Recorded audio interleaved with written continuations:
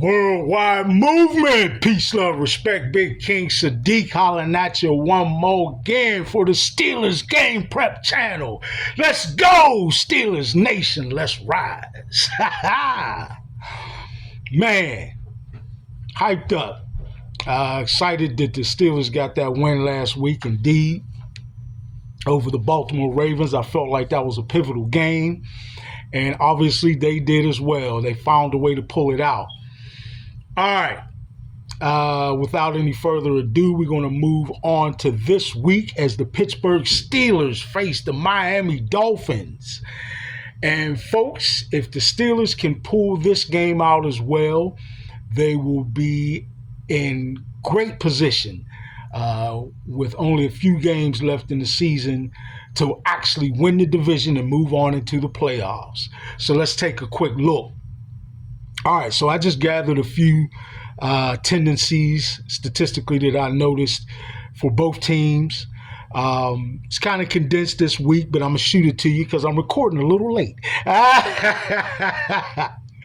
All right, jumping right in to some of the offensive tendencies. The Pittsburgh Steelers,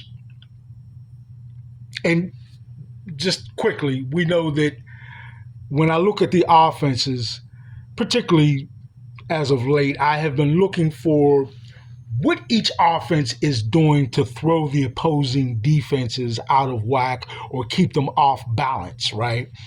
That's why I've included things like motion rate. How often does each team send one or more players in motion, right? The more players you have in motion pre-snap, the more the defense has to make shifts, adjustments, change their alignments to try to get in good position for having good coverage, right? Also look at things like the play action rate. Quite obviously you're trying to trick the defense, right, by making them think you're going to run the ball and you actually are setting up a pass play. Anything like that to try and really keep the other defense at bay, or at least on their heels, not exactly knowing what you're going to run. And quite obviously, with these talented and well-coached defenses in the NFL, the more they know about what you're going to do, the more your offense will be inept. All right? Okay, so let's just take a quick look. The Pittsburgh Steelers have sent players in motion about 52% of the time. In fact, 52.2% of the time, right? And that's actually kind of average, middle of the pack-ish, maybe on the upper half or upper percentage, upper half at least, but closer to middle of the pack. The Miami Dolphins, on the other hand, send players in motion 68.4% of the time, which is certainly among the league leaders, and shows you their commitment to keep the opposing defense on its heels, right? Play action rate. The Pittsburgh Steelers run play action 13.4% of the time, which again is right around middle of the pack-ish, right? So nothing really special about that. The Miami Dolphins actually go a little bit higher at 16% of the time. They're running play action, right? And they've got a solid running game to do so. If the Steelers' running game was maybe a little bit more productive, they might be a little more prone to running play action. Two things that I think actually need to happen moving forward, and certainly into the playoffs if they make the playoffs this year. Shotgun rate. Pittsburgh Steelers coming in at 66.3% of the time. They're coming or running their plays out of shotgun as opposed to behind center, which is at the upper half of the league for sure, and we all would expect that, as Aaron Rodgers historically has had a proclivity or a fondness, you might say, for the shotgun and his ability to stand back and read the field, read the defense. Surprisingly, a little bit of a surprise to me with the Dolphins being such a run-oriented team, they actually are at a higher clip for running shotgun. They go at 73.6%, looks like. 73.6% of the time they're coming operating their plays from shotgun. So that actually is a little bit surprising to me, and that certainly is on the upper half of the league. No huddle is another one of those things that I really think is effective at keeping the opposing defense on its heels, because when you run no huddle, you're controlling or attempting to control the opposing defense's ability to substitute, locking them in to a certain personnel grouping that perhaps you can come up with, a certain rhythm in your play calling that would be effective against a particular grouping of a particular personnel grouping. So I can understand why teams would do that, and the Pittsburgh Steelers do so at a fairly high percentage in terms of the rest of the league. They're certainly on the upper half of the league, not the highest, but in the upper half, of course, at 10.4% of the plays that they run are no huddle, right? The Miami Dolphins come in at less than half of that, 3.5% of the time they're running no huddle. Three-wide procedures. Eligibles, 3 wide receivers. Tomlinism. 3 eligibles, right? 3 wide receivers or 11 personnel. The Pittsburgh Steelers are running 33.6% of the time, right? Which is actually likely on the lower half, not the bottom of the league, but the lower half of the league. Whereas the Miami Dolphins are running 3 wides or 11 personnel 42.7% of the time, which is certainly significantly higher. Already you're starting to see a real contrast in styles between the two offenses. Multiple tight ends, which would include 12 or 13 personnel, right? The Pittsburgh Steelers are most certainly not only in the upper half of the league, but actually among the league leaders, coming in at 54.5% of the time, almost 55% of the time, they are utilizing 12 or 13 personnel. Again, that's most certainly on the upper half of the league, and likely, I believe, from what I saw, that they are among the league leaders in terms of usage of 12 and 13 personnel. The Miami Dolphins, not nearly as high, in fact, less than half of that, at just 19.7% of the time, they are running 12 or 13 personnel, all right? Multiple running backs, right? This is your 21, 22 personnel, and some other groupings I've seen. Multiple running backs lining up in the backfield pre-snap. The Pittsburgh Steelers are actually at the lower half of the league. Believe it or not, they're actually not at the bottom of the league when they come in at 4.6%, which is less than 5%. But believe it or not, compared to the rest of the league, they're not necessarily the lowest at all. I've seen teams run multiple running back sets. I think I've seen as low as 0.5%. So that just gives you an indication that NFL teams, at least this year, have not been running personnel groupings that include multiple running backs in the backfield really not that often at all.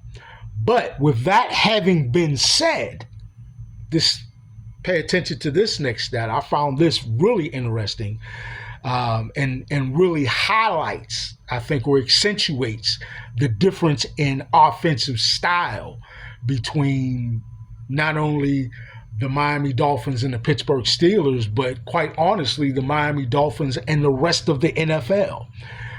Because, folks, they come in at 43.5% of the time they're lining up multiple running backs in the backfield. All right. That is obviously amongst the league leaders. So I think that gives just a quick picture of the difference in style between the two offenses. We're going to, and that, for me, honestly, folks, that's very entertaining, right? When you see two teams run or match up against each other, running two very, very different styles of offense. And I think that we see that's certainly the case between the Pittsburgh Steelers and the Miami Dolphins. All right. Like I said, this week I kept it rather succinct, and there's some stats that I do typically include that I didn't this week. Please forgive me on that. But again, I think just with what I've captured, you can see very clearly the difference in contrasting styles of offense that the two teams run. All right. And me personally, I'm going to really enjoy that this week. And that's one of the things about this game that I'm going to be keeping my eye on. All right. Just a couple of quick stats, folks, that I took, or not even tendencies. Just a couple of quick stats that I took note of for each team's defense. And as far as special teams, I really think I need to get on myself, right, a little bit about my lack of coverage or tendency in stat taking in reference to special teams play. By no means, folks, take that as me saying that special teams don't matter. They certainly do. There are three phases of the game. So I think this, probably starting next week, I'm going to start getting into including some special team statistics as well. But I will say that both teams do feature a good kicker. But you know what I'm going to say. The Steelers got probably the best kicker in the league, right? And that's why I sing my little song every time the brother hit the field and get ready to kick the ball. Nobody beats the bars. Nobody beats the bars. Nobody beats the bars. Nobody beats the bars. And he makes it every time. Damn near anyway. That's my man.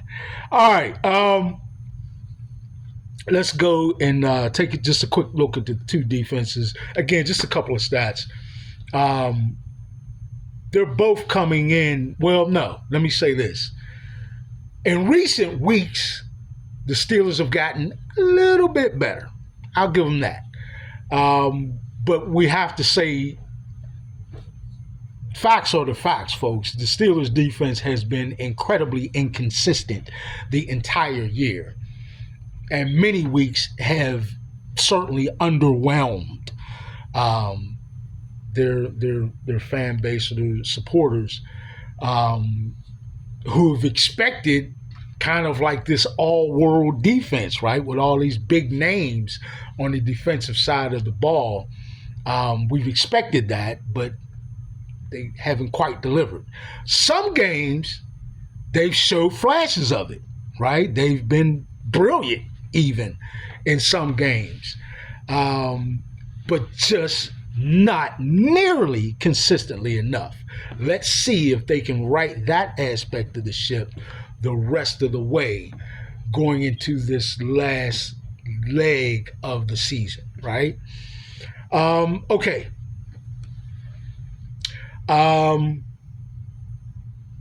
With the Miami Dolphins, it's been a different story. They haven't been tops in the league, but they have been mid-tier to close to approaching, some of the better defenses in the league. So they actually have been, again, they're not league leaders, but they've been a little bit more consistent than the Steelers. I'll say that. Which is interesting because we know Minkah Fitzpatrick and Jalen Ramsey swapped teams, right? Jalen Ramsey was with the Dolphins last year. Now he's a Steeler. Minkah Fitzpatrick, we know, man, one of my favorite Steelers for quite a while, now is a Miami Dolphin yet again.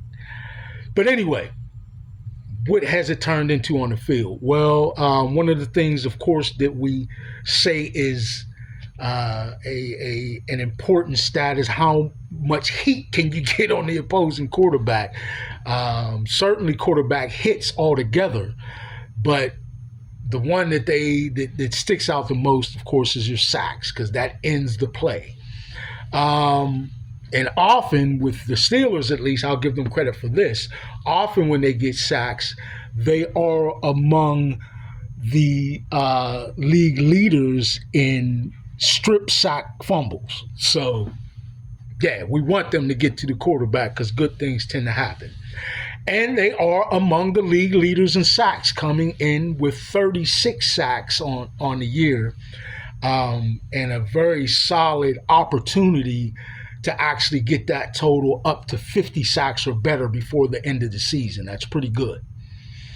The Miami Dolphins, not quite as prolific, but not that far behind, with 31 sacks. So, I mean, they're not anemic in that category at all. In fact, they're pretty good, just not quite as prolific as the Steelers. Interceptions. How many times can we directly take the ball away in passing situations where our defensive backs, or maybe other members of the defense, as we've seen in the past with the Pittsburgh Steelers? This includes the linebackers and even D linemen with the Pittsburgh Steelers. The interceptions. Interceptions for this Pittsburgh Steelers so far this year are up to 11. Now, that's not like it's at least top 10. I don't know if it's necessarily top 5 or top 3 material, but it is top 10. So 11 interceptions, is pretty good. I'd like to see them, get as close to 20 picks on the year as they could. That would be rather prolific. But 11 is pretty good. The Miami Dolphins, not completely anemic in that category themselves. Again, not quite as prolific as the Steelers, but they do at least have 7 picks on the year. All right. And I think Minkah Fitzpatrick has 1 or 2 interceptions, and Jalen Ramsey has about the same, 1 or 2 interceptions himself. Okay. For the one statistic that, and there are others, I understand and know. Yes, I'm remiss for not including them. There are other statistics that are telltale signs of how your defense is doing going into any given week. But without question, I think the most important statistic defensively, the absolute most important statistic defensively, is the amount of points that the team surrenders to the other team, because that goes directly toward the outcome of the game. The Pittsburgh Steelers, sadly, are not nearly as prolific in that category as they'd like to be, or their supporters would like to see them be. They're coming in at 23.9, almost 24 points surrendered a game. I consider them to be doing well when they come in under 19 points a game. If you can get under 19 points a game surrendered, you're certainly setting your offense and the team in general up for wins, because all they have to do is score 20 points and come out victorious. but they're giving up almost 24. That's too much. They got to tune that up.